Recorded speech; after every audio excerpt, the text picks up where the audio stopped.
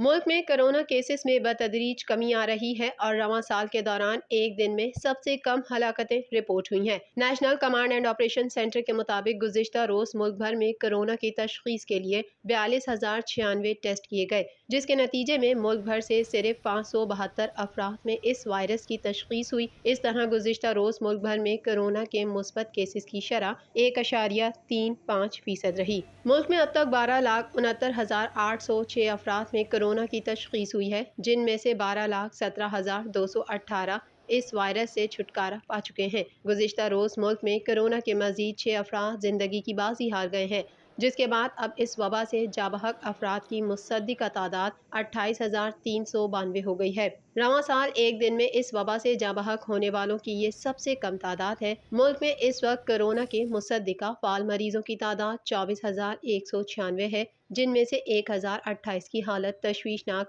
بتائی جا رہی ہے۔